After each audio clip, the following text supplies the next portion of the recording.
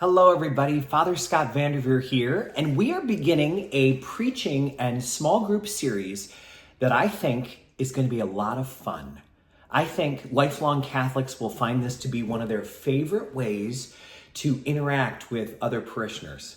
It's talking about the Mass, all the things that happen at Mass in some detail, because if you've ever brought a non-Catholic friend to Mass, you know how many things are foreign to them, how many questions they wind up having.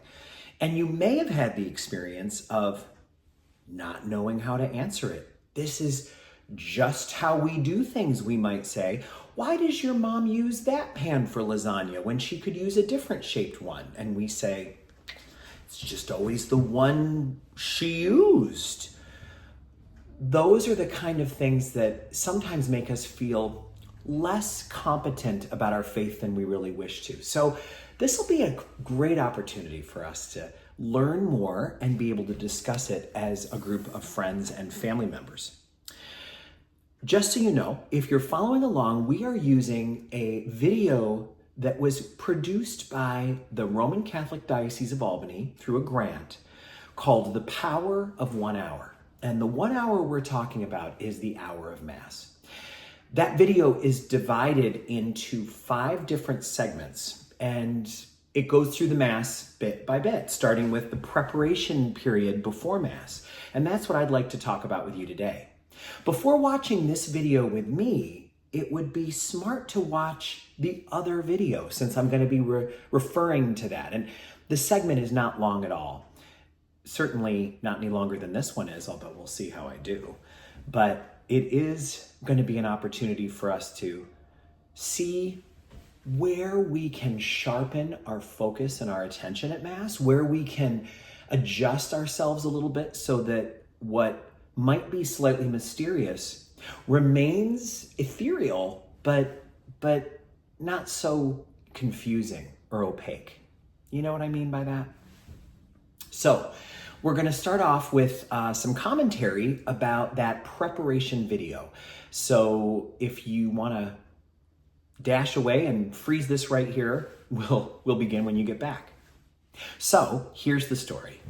Bishop Ed gives this introduction to the video where he says something that I think is really brilliant. I think it names something that all of us need to hear, and that is, he says, Mass is boring, many people say, the way that the sky is boring.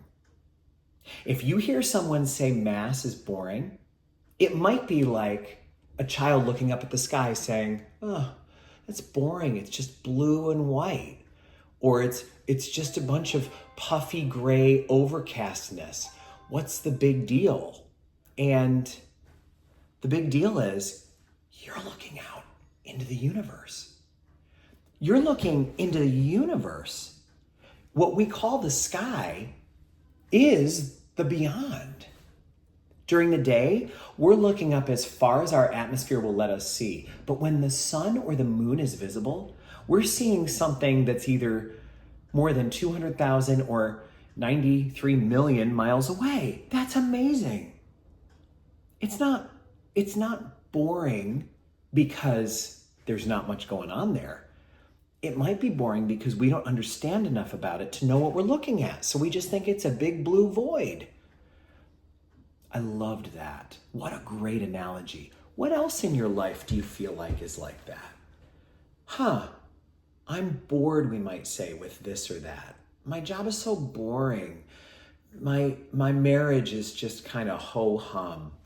My daily routine, get up, brush your teeth, make the bed, have an egg, go to work or wherever we go.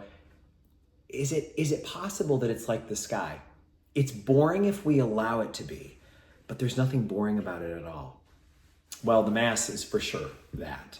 The Mass is an incredible opportunity for us to bring heavenly things and earthly things together, which is how they always should be. We're always trying to divide the world between this is sacred and this is profane or secular, or sometimes even like dirty. This is good and clean and beautiful and pure, and this is dirty and earthly and, business as usual. And the Mass brings it all together. And it offers it all up and says, God, there's nothing that we have that you didn't give us, so it's all beautiful. It's all good. When I think about the Mass being boring the way the sky is boring, it makes me think of the true definition of a mystery. A mystery is not something that we can't understand. A lot of us think a mystery is something, oh, we'll never understand that. That's not what it means. It means there's endless understanding available about that. It means we'll never reach the limits of our understanding. There'll always be more to know. But do you see how different that is? It's almost the exact opposite of saying, well, it's something we'll never understand. No, it's something we'll always understand better and better and better, more and more. It's limitless. We won't live long enough to run out of new thoughts and ideas about a mystery. A mystery is a depth that is beyond human understanding, so we can just keep going deeper and deeper and deeper into our understanding. Don't you love that? I mean, that's a pretty profound shift to realize that what we thought of as a big brick wall, why even bother, is actually a doorway into a world that is limitless. Those are opposite things. So in this video, this video about the preparation for Mass, it went from this big picture, the sky and the universe and the misunderstanding of what a mystery is, and then it came right down to the practicals. This is what the priest wears. This is what goes on the altar. By the way, I wanted to just make it a little bit easier for you to remember if you'd like to be able to talk about this with friends or loved ones. Those linens that are on the altar, they're actually very easy to understand. The corporal, which is, of course, the word you heard for the fabric that catches the crumbs of the body of Christ, it's the placemat. It's the size of a placemat, and it goes under the chalice and the paten, which is the bowl with the hosts. So it's a placemat. Placemat is the corporal.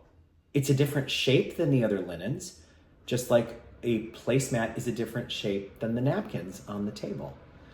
Speaking of the napkins, that's the fabric that we use to wipe the chalice or clear out the crumbs from the paten. That napkin in church parlance is a purificator. It's a linen napkin, folded and ironed like a napkin. And it's a different shape than the corporal, just the same way a placemat is different than a napkin. So the vestments also, I think the video did a great job of that. The alb, if we had enough money at church, we should all be wearing albs. If you go on retreat to a monastery, every monk in the church is wearing an alb because it represents baptism.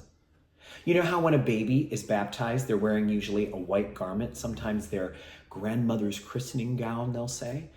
Well, that's because it is the alb. It is the symbol, the garment of putting on Christ. And that's why white is so appropriate. Purity and clarity and without blemish, no stain, you know? So the alb is the most beautiful and most important, perhaps, of them all because it unites us all. We could all be wearing albs if we had a big enough budget. I probably think that's not necessary. If we've already got a budget for charity and giving to the poor, I don't think we should cut into that so we can buy a bunch of albs for everybody. But you can see my point. Then there's the stole, of course, and I don't remember if in the video they said kissing the stole is such a beautiful tradition that the priest has. Like, thank you for giving me the honor of being a priest. And you kiss where the stole meets at your neck. There's usually a cross embroidered there. It's a sweet little gesture that happens every time we celebrate Mass. And then, of course, the chasuble, which represents charity. Don't you find that interesting? That the Latin word is caritas. It means love. But because caritas also is the root of charity, we're often interchanging those words in the Catholic parlance. We're saying charity when we mean love. and love when we mean charity. The word charity in English doesn't really mean the same thing as love. It means giving out of a sense of good, noble duty. This person has less than I do, so I'm going to give to them. But the root of it is love. I find as a priest, I sometimes have difficulty saying faith, hope, and charity because I think it doesn't translate well in American culture. It sounds like we're saying faith, which is giant like the sky, hope, immense like the sky, and charity, which is something we try to fit into our budget. No, we're talking about love. God is love, caritas, charity, but in a fuller sense than donations. One thing I think is really important is for you to know where to look at the readings for Mass. Did you hear that some of the priests were saying, you know, what you really ought to do is just read the gospel. You could read all of the readings before Mass, but if nothing else, just read the gospel. At St. Mary's, you could do that pretty easily because the readings are on the back of the worship aid, so you could just come in a few minutes early and read through them and deep breathe and think about what this reading is saying to you. But I think you could also imagine how useful it would be to do that a day or two ahead of time, the way a priest does when preparing for the homily. I always look at next week's readings on Sunday night and then read them every day until the homily is written. And then I keep reading them so that I'm very familiar with the words and the tone for when I proclaim the gospel if the deacon isn't there. So the website that we all use, just about all of us use this because it's so user-friendly, is the United States Conference of Catholic Bishops website. Sounds long, but it's not. USCCB. USCCB.org is the place where you will find all of the readings. You just go to the calendar, you click on the day, and there are the readings. What a great way to prepare for Mass. The video made it clear that preparing for Mass is a huge part of things because Jesus is going to be present in that celebration. God is guaranteed to be there, as God is everywhere. But we might not be. If we're not present, the encounter will not happen. So being prepared and being present is one of the most important parts of Mass. It's one of the reasons why I always welcome everybody and tell everybody how grateful we are that they're coming to St. Mary's. And then I invite us all into a moment of quiet so we can get our hearts ready. It's a small gesture, but one that I really hopes with the preparation process. All right, I think I've gone longer than the video. Okay, friends, so what do you want to talk about in your small group? What things came about when you heard about this way of approaching Mass? What does it stir up in you? Memories, intentions, thoughts, feelings. Talk about it. And then let's come together and share in the miracle of this celebration given to us directly by God that we have the privilege of being able to engage in every week. May God bless you all.